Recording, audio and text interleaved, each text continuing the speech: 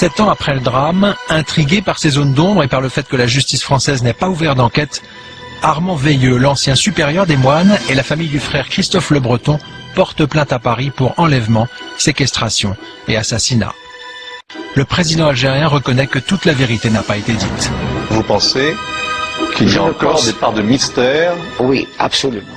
Lorsqu'une telle affaire arrive, on a toujours tendance à rechercher les responsables, c'est clair. Moi, je ne peux dire que ce que je sais. En réalité, Jean-Charles Barkhane en sait plus que moi.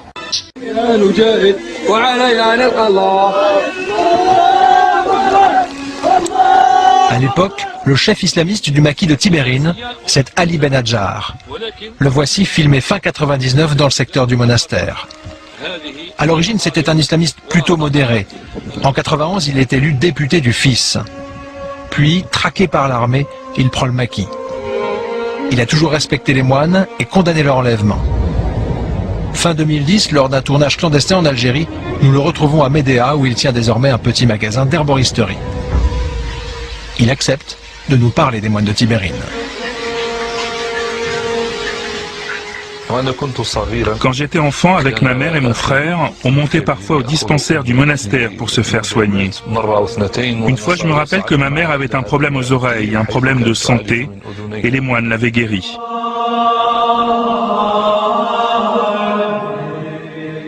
C'étaient des hommes de paix qui priaient Dieu honnêtement. Franchement, ils ne cherchaient pas à convertir les gens, ils se consacraient uniquement à la prière. Un jour, un de nos camarades est allé se faire soigner au monastère. Et en sortant, il a été rappelé par un des moines qui lui a dit « Hé, vous avez oublié un sac ». Dans ce sac, il y avait une arme. Le moine savait très bien que notre type venait des maquis. En 1999, voici la journaliste algérienne qui avait tourné ces images. On la voit ici dînant avec les hommes de Benadjar. 12 ans après, nous l'avons retrouvée à Paris. Et quand ils me parlaient de moines trappistes, je sentais dans leurs yeux, dans leur voix, dans leur façon de parler, beaucoup d'estime et de respect. Au fil des jours, elle va découvrir la connivence qui s'est instaurée entre les moines et les hommes de Benadjar. Il leur arrivait parfois de passer par le monastère pour se faire soigner, mais aussi pour se faire nourrir et même se cacher. L'histoire de Djemal Zitouni, qui mena longtemps une véritable guerre contre la France, est à peine croyable. Comme beaucoup de jeunes islamistes, il avait été arrêté lors du coup d'État de 92 et approché par la sécurité militaire qui cherchait à recruter des informateurs. À l'époque colonel, Mohamed Samaraoui avait appris que Zitouni fricotait avec les services. Il était proche du général Smaïn Lamari, le patron du contre-espionnage algérien, ici à droite de l'image. En 2002, nous l'avions retrouvé en Allemagne après qu'il ait démissionné. On m'avait dit, je connais le lieutenant parce qu'il a été sous mes ordres. Mais je ne comprends pas. Il y a Djemal Zitouni, il rôde à la caserne. Qu'est-ce qui se passe? Il rôde, donc il est convoqué, il vient, il rôde, donc il est normalement comme un officier. Qu'est-ce que ça veut dire? Ça veut dire que c'est un agent qui recevait ses instructions de la part de nos chefs. Le terroriste Zitouni, agent des services algériens? L'hypothèse paraît incroyable, et pourtant. En septembre 1994, l'armée tend une embuscade aux principaux émirs du GIA. Tous sont tués, sauf Djemal Zitouni. Il va être épargné volontairement sur ordre du général Smaïn Lamari. De passage à Paris, le patron du contre-espionnage algérien s'en vante auprès de ses homologues français. Contacté par téléphone, un ancien haut responsable de la DST se souvient parfaitement de cet épisode marquant. Ce jour où l'embuscade a eu, il y avait Zitouni. Le fait est qu'il a été épargné. C'est ce que mon collaborateur m'avait raconté. De la bouche de Smaïn, hein? Absolument, c'est le récit que Smaïn lui avait fait. Vraiment, je me rappelle très clairement, parce que cette anecdote m'avait quand même frappé, c'est effectivement qu'ils l'ont épargné. Qu'ils l'ont épargné volontairement.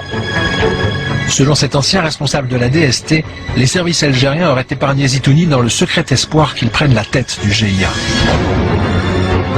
On a épargné un type parce que soit on avait des contacts déjà avec lui, qu'on pensait que bon, après il pourrait prendre la relève, ce qui va me passer, et qu'il serait plus accommodant, ça me paraissait dans l'ordre des choses. Dans les semaines qui suivent, les services algériens annoncent effectivement que Zitouni est devenu le chef du GIA. Puis le jeune terroriste s'implante à Armili, près de Bougara, un fief islamiste situé à une quarantaine de kilomètres au sud d'Alger. Dans ce contexte où l'armée est exaspérée, l'émir Benadjar va recevoir une étrange visite, celle d'un certain Jamal Zitouni. Zitouni se présente comme le chef du GIA, le groupe islamique armé. Mais son mouvement le plus sanguinaire est mystérieux. Ce Zitouni était totalement inconnu de notre groupe. Il nous a envoyé des émissaires pour nous demander de participer avec lui à l'enlèvement des moines de Tibérine. Il disait que les moines n'étaient pas pacifiques, qu'ils n'étaient pas de la même religion que nous, qu'ils cherchaient à convertir les gens au christianisme. Et donc il fallait les tuer ou les kidnapper. Fin 95, il cherche des islamistes qui accepteraient de participer à l'enlèvement des moines. L'émir Benadjar, lui, va refuser. Nous, on a répondu que les moines étaient pacifiques, que c'était des gens très bien, qu'ils aidaient la population et qu'ils ne cherchaient pas à convertir les voisins du monastère au christianisme. Donc on a refusé et on a renvoyé les émissaires de Zitouni. Un premier grain de sable va survenir à Médéa. Ali Benadjar, l'émir de Tibérine, commence à soupçonner la sécurité militaire d'avoir commandité l'enlèvement des moines. Il a même appris qu'ils avaient été emmenés à Armili, près de Bougara, derrière ces crêtes enneigées. Convaincu que l'affaire est une manipulation, l'émir Benadjar va faire placarder dans la région de Tibérine un communiqué embarrassant pour la sécurité militaire. Il y exprime son mécontentement à l'égard du kidnapping des 7 moines de Tibérine, rappelle qu'ils étaient en possession d'un acte de paix, autrement dit qu'ils étaient protégés par les islamistes. Enfin, il accuse le GIA d'avoir incité son groupe à agir par traîtrise contre les moines. Il évoque aussi une complicité de la sécurité militaire. Officiellement, Jamal Zitouni était le chef du GIA, mais en fait, ce type était un des pires ennemis du groupe islamique armé. C'est comme si son objectif, au fond, avait été de semer la zizanie au sein de la mouvance islamiste. Jamal Zitouni, le terroriste officiellement responsable de l'assassinat des moines, aurait été tué quelques semaines après l'affaire dans une embuscade tendue par les hommes de Benadjar. Quand on conduit des opérations de ce type, on ne le dit pas. Et on ne dit rien aux personnes qui ne sont pas directement concernées. Est-ce que vous savez pourquoi on n'a jamais retrouvé les corps? Non, je ne sais pas pourquoi. Je ne sais pas pourquoi. Mais ceci dit, je ne sais pas ce que vous voulez insinuer, on ne les a pas retrouvés. C'est étrange de n'avoir jamais retrouvé les corps. Oui, vous savez, s'il n'y avait que ça d'étrange, il y avait beaucoup de choses étranges dans cette affaire. Nous ne le saurons jamais. En 2009, Nicolas Sarkozy affiche en revanche une volonté de transparence. Je veux la vérité. Et les relations entre les grands pays, elles s'établissent sur la vérité et non pas sur le mensonge. Donc j'indique de la façon la plus claire que naturellement, je leverai le secret défense sur tout document que me demandera la justice. L'avocat des familles de victimes de l'assassinat des moines de Tibérine demande aujourd'hui solennellement au président de la République de faire en sorte que les autorités algériennes ne bloquent plus le travail de la justice française sur ce dossier. Loubna, Anaki et Pascal Stelletta. 7 moines assassinés, une enquête bloquée. Et aujourd'hui, cette lettre adressée au président de la République. Un document qui demande à François Hollande d'intervenir auprès d'Alger pour enfin faire avancer le dossier et obtenir la vérité sur l'assassinat des moines de Tibérine. Cette vérité, on ne pourra l'obtenir qu'en Algérie. C'est là où le crime a été commis, c'est là où il y a des témoins, des auteurs présumés, c'est là où on peut exhumer les têtes des moines qui sont enterrés. Le rapt est revendiqué par Jamal Zitouni, le chef du groupe islamique armé. 2 mois plus tard, les 7 moines sont retrouvés décapités. Mais les religieux ont-ils vraiment été assassinés par le GIA? Ou s'agissait-il d'une bavure de l'armée algérienne lors d'une tentative de libération? Très vite après la disparition des moines, le père Armand Veilleux, qui a séjourné à Tibérine, a eu des doutes. C'est sur notre insistance à vouloir identifier les corps que finalement on nous dit qu'il n'y avait que des têtes, on essaie de nous décourager de les voir à cause des effets psychologiques que ça pourrait avoir sur nous.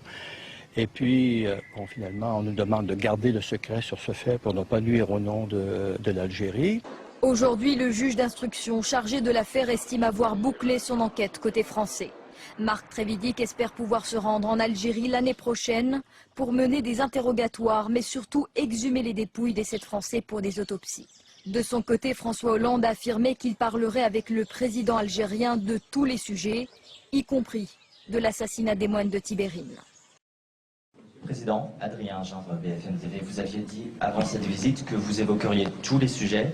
Avez-vous parlé avec le président Bouteflika des moines de Tibérine? Le cas échéant, que vous a-t-il dit? J'en ai parlé, puisque j'ai dit que tous les sujets seraient évoqués.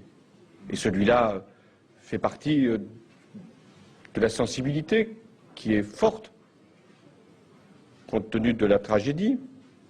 Et le président Bouteflika, mais vous l'interrogerez, m'a dit qu'il avait donné toute instruction, autant qu'il est possible, à la justice pour aller jusqu'au bout de l'enquête. Donc s'il faut dire, il faut reconnaître la vérité, est-ce que sur les moines de Tibérine, il faut aussi demander, puisque pour que le passé ne repasse pas, est-ce qu'on doit aussi faire la lumière sur cette question? Je viens de vous répondre, il y a une enquête. Oui, parce que les autorités ouvrent le dossier pour qu'il y ait autopsie. Je crois que vous avez reçu une lettre des parties civiles en ce sens. Mais quelle réponse claire? Avez-vous une réponse claire? Ma réponse, elle est on ne peut plus claire. C'est à la justice algérienne, avec la justice française, de faire toute la lumière sur ce qui s'est produit. Le président algérien reconnaît que toute la vérité n'a pas été dite. Vous pensez qu'il y a encore des parts de mystère? Oui, absolument. Bonjour. Ne quittez pas, merci. Nous répondons à vos appels de 9h à 13h et de 14h à 19h15. Cabinet avocat, bonjour. Oui, bonjour madame. Ici monsieur Morin. J'aimerais contacter par téléphone maître Baudouin Patrick. Alors, je vais voir avec son assistante. Merci madame. À propos de quelle affaire, s'il vous plaît? C'est très très grave madame. À propos des 7 moines de Tibérine, etc. Voilà, j'ai une vraie info. D'accord, ne quittez pas, merci. Merci madame.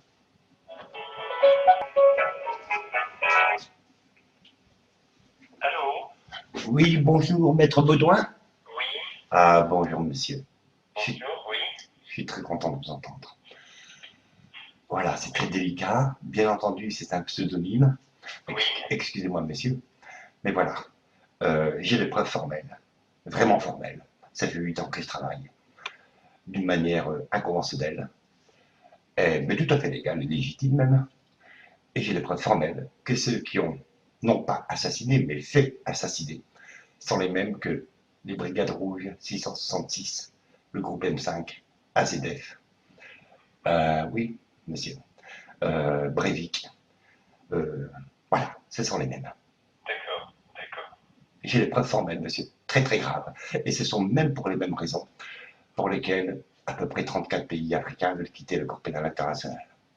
Voilà. Il a bel et bien un plan d'attaque généralisé contre l'unité, axé sur 2 points. La prise de contrôle de nations entières et une réduction globale des effectifs humains sous couvert d'énergie fossile. Mais en vérité, au nom de vieilles croyances. Voilà. Même M. Mitterrand, je crois aux forces de l'esprit. Le siècle prochain sera social. Il l'avait annoncé aussi le 10 octobre 1967. Voilà. Et j'ai les preuves aussi, enfin bref. Voilà. Bon, écoutez, merci. Monsieur, j'ai des vrais documents et le problème, c'est de tout foutre avec toutes les grandes institutions. Bon, écoutez, je vois ça et puis merci en tout cas de votre appel, monsieur. Je vous prie m'excuser parce que je suis un peu pressé et je suis sur le point de partir. Bien sûr. D'accord. Est-ce que vous voulez que je vous rappelle? Non, ben, j'ai bien pris note et j'ai réfléchi. Merci, monsieur. Merci. Au revoir. Au revoir, monsieur.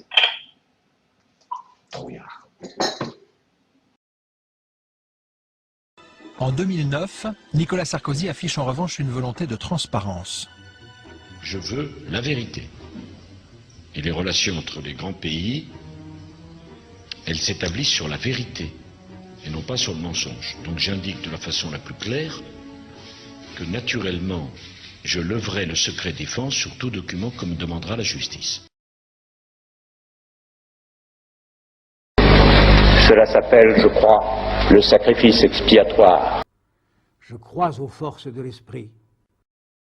Je me serais attendu à tout éprouver, sauf le sentiment que j'ai ressenti il y a un instant et que je vous livre avec toute ma force d'homme. Vous m'avez fait honte. Cela s'appelle, je crois, le sacrifice expiatoire.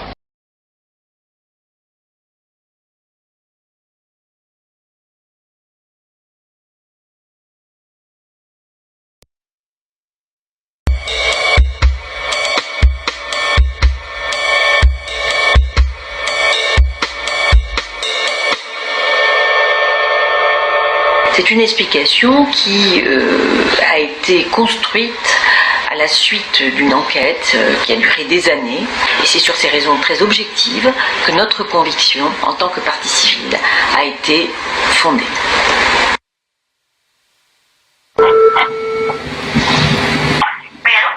Oui, bonjour, maître Bissol. Merci, madame. Allô? Oui, bonjour, madame. Bonjour? Maître Bisseuil. Oui, c'est moi. Oui, bonjour, madame. C'est un peu délicat, excusez-moi d'être anonyme, mais j'ai le dénominateur commun entre pas mal d'affaires, dont AZF, Waco, etc. Vraiment. Voilà. Écoutez, vous avez des informations, vous pouvez dire sur cette affaire, hein? Oui, je sais exactement pourquoi. AZF, Waco, le temple solaire, enfin tous ces trucs-là.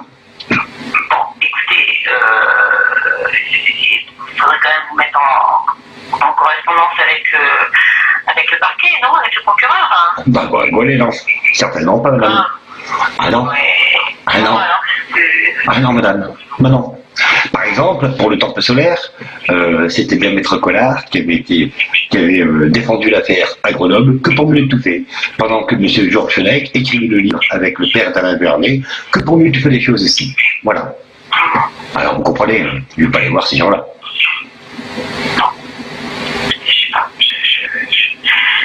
Qu'est-ce que je peux faire pour m'appeler exactement, pour vous souhaiter quoi? Bah, je sais pas, je viens de voir sur internet que vous défendez une association, qu'elle a aidé Waco, etc. Donc, non, en fait, le procès AZF est déjà jugé, donc bah, ouais. ça est terminé en ce qui me concerne. Hein. Et ensuite, c'est l'association que je représente qui a envoyé un message de soutien et de proposition d'aide s'ils avaient besoin de renseignements sur le nitrate, vous savez, les produits qui se trouvent dans l'origine, aux victimes de Waco. Voilà. Et pour l'instant, je n'ai pas eu de réponse, donc je n'ai aucun contact avec les gens de là-bas, quoi. D'accord. Parce qu'en fait, toutes ces affaires, l'attentat de Boston, le World Trade Center, etc., l'attentat au Cassin à Tokyo sur cette secte, enfin, ce sont toutes la seule et même affaire. D'ailleurs, M. Obama a dit à François Hollande, les hamburgers vont avec les frites françaises. Frites françaises de Zandvoort, madame. Je précise. Vous avez compris? Voilà. Oui, j'ai tout. J'ai absolument tout. Écoutez, je sais pas, il faudrait que vous alliez... je sais pas vers qui vous... Non, mais... Non, déjà... Non, mais je vais voir comment. Parce que de toute façon, ce ne sont pas des affaires à traiter de manière conventionnelle. Forcément. Bah oui, il faut surtout pas aller vers l'État. Hein, parce qu'il suffit de poser la question à l'enfant de 6 ans. Dis-moi petit, qui fait la loi? L'enfant de 6 ans vous répondra le plus fort. Et qu'est-ce qui fait le plus fort? Bah, ensuite, il met des lois pour rester le plus fort. Tout simplement. Bah oui. Ça c'est sûr, hein? Bah voilà. Bah oui. C'est une question de bon sens. Eh oui, tout simplement. Voilà. Et dites-moi, j'ai un truc à vous demander. Vous avez vu en Amérique, pour appeler au secours, on fait le 911. En France, les enfants, quel numéro font-ils? 119. Le projet hamburger frites, madame. Ouais. Mitterrand, je crois aux forces de l'esprit. Le siècle prochain sera social. Eh oui. Voilà, on y est. On y est. Bon, écoutez, je vous remercie en tout cas de m'avoir témoigné témoigner votre confiance en m'appelant et puis je reste à votre disposition. Madame, je cherche des gens qui n'auront pas peur, parce que là on risque nous. Mais je ne vais pas vous embêter. Si je vois que vous avez un peu peur, bon ben je vous laisse et puis voilà. Bah oui, vraiment, on risque nos vies, puis c'est tout. Là, je téléphone avec un portable que je vais balancer dans 2 minutes, que je viens d'acheter à Carrefour en passant, j'ai rechargé, puis voilà. Et à chaque fois pour téléphoner, je me déplace d'une ville à une autre. Voilà. Bon, écoutez, vous avez une vie compliquée, c'est sûr. Bah oui. Bon, écoutez, je vous souhaite bon courage, monsieur. Bon, mais j'en ai. Voilà. Au revoir, monsieur. Au Merci, revoir. madame. Au revoir.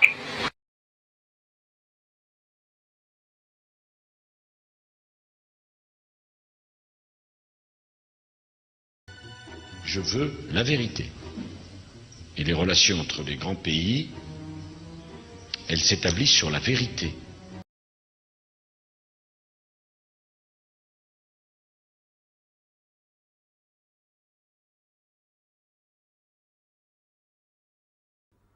Je crois aux forces de l'esprit. Aucune force, aucune puissance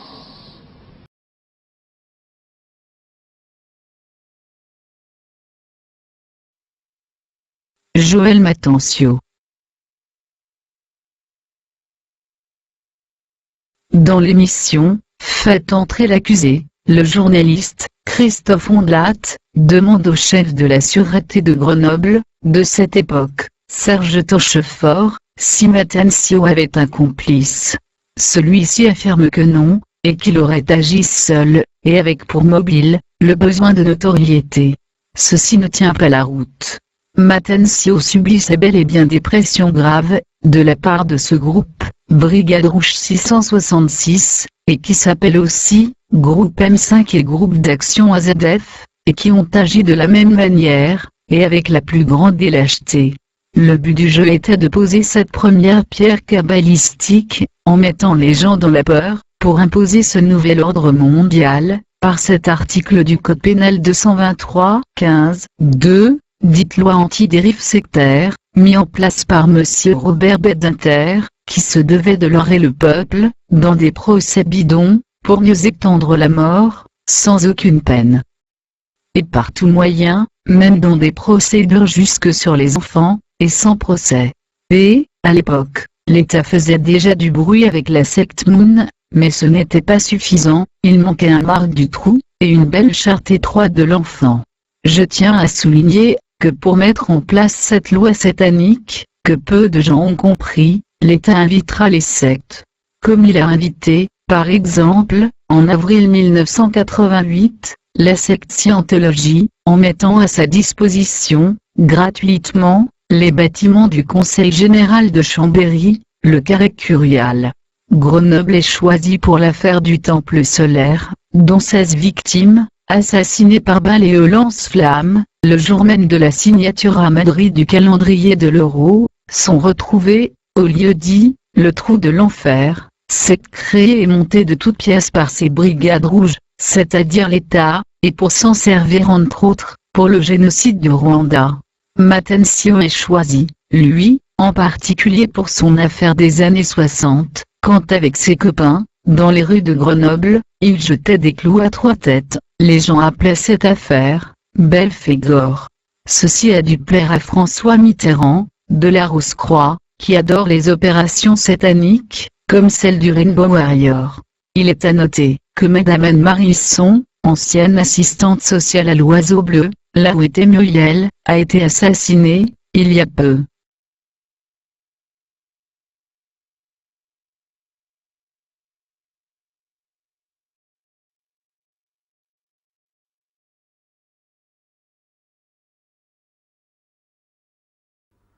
Je crois aux forces de l'esprit.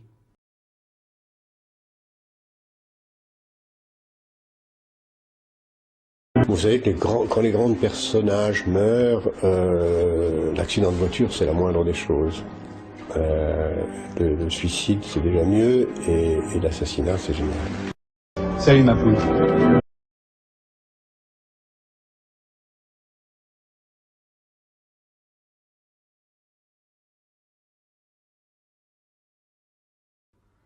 Je crois aux forces de l'esprit. Mais je voulais juste vous rappeler que les cheeseburgers vont très bien avec les frites, les French fries. Perdez-vous! Cela s'appelle, je crois, le sacrifice expiatoire. En France, on n'a pas de pétrole, mais on a des idées. From my cold, dead hands.